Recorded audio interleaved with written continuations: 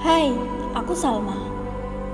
Hari-hari yang kulalui terasa sangat melelahkan. Tetapi ketika aku menjalaninya dengan penuh semangat, rasa lelah itu pun hilang. Setelah 2 tahun sekolah online, pandemi ini membuatku merasa jenuh. Sekolah dan kegiatan lain dilakukan secara daring.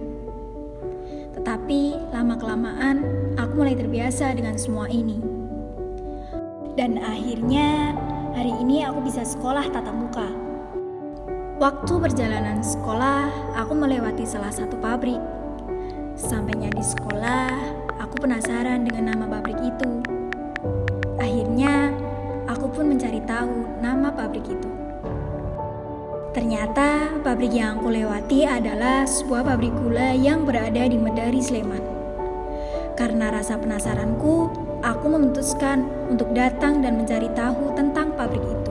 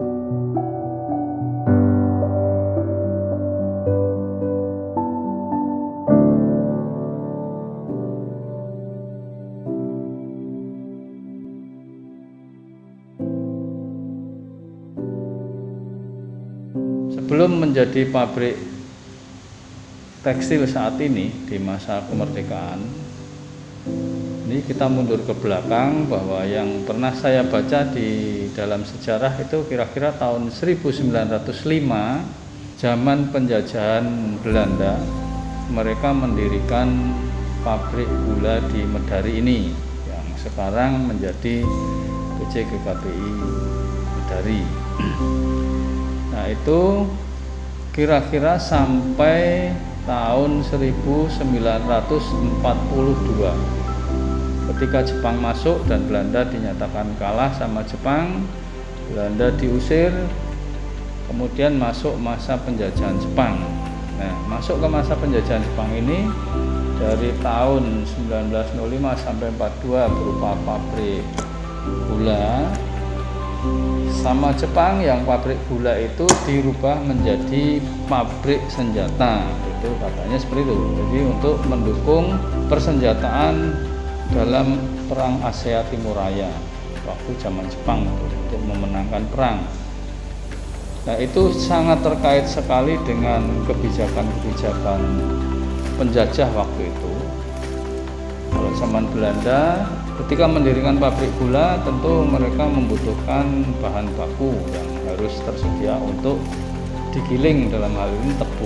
Makanya dengan kekuasaannya mereka mengadakan semacam tanam paksa untuk yang sekitar sini itu disuruh nanam tebu semua waktu itu. Dan itu memang kebijakan penjajah itu di mana-mana seperti itu. Maksudnya Belanda itu seperti itu. Ketika mendirikan pabrik apa ya di situ nanti bahan bakunya apa, masyarakat di situ dipaksa untuk menanam yang menjadi bahan baku. Itu berlangsung sampai tahun 42 dan tadi sudah saya sampaikan sebelumnya masa penjajahan Jepang jadi pabrik senjata sampai tahun 45. Masuk ke masa kemerdekaan tahun 45, mungkin dengan situasi kondisi peralihan kemerdekaan dari penjajahan Jepang kepada kemerdekaan, bangunan pabrik ini kosong tidak digunakan, yang notabene informasinya adalah ini dulu milik Sultan Groen dulu.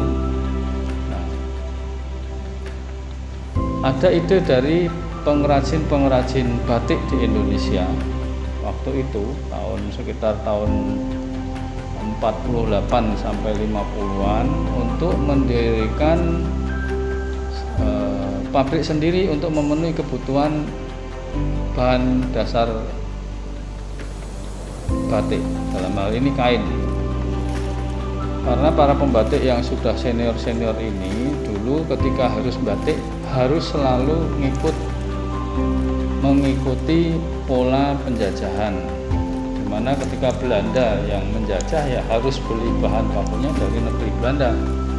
Ketika Jepang menjadi pemenang perang dan menjajah Indonesia selama 3,5 tahun, ya para pembatik harus belinya dari bahan baku batiknya dari Jepang, dan begitu seterusnya. Nah, menilik dari keprihatinan ini, kaum pribumi pengusaha batik itu mereka berkumpul melakukan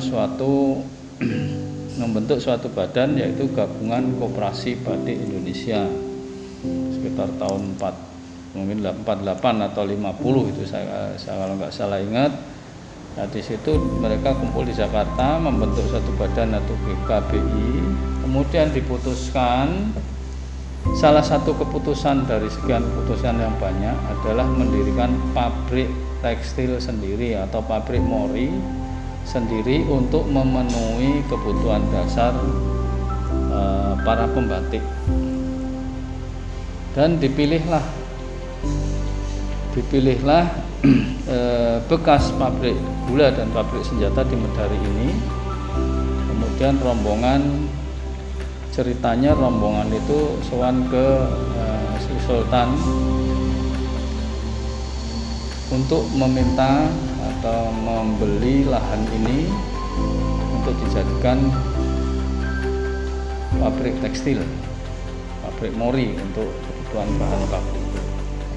Dan alhamdulillah Sultan mengizinkan, jadi terjadi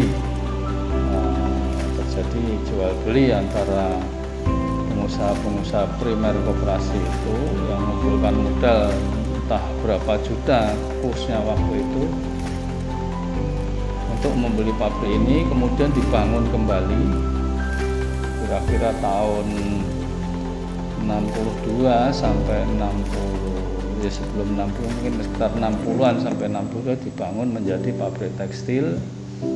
Nah, semenjak itu tahun 62 sampai sekarang itu running atau berjalanlah menjadi pabrik Kembrik Gabungan Koperasi Batik Indonesia.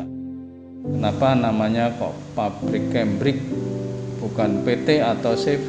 Itu karena memang untuk yang saat ini berjalan tekstil kita adalah badannya koperasi. Kita koperasi sekunder, maksudnya pemiliknya adalah koperasi-koperasi primer di seluruh Jawa. Jadi ada 39 koperasi primer yang membentuk koperasi sekunder atau gabungan koperasi batik ini.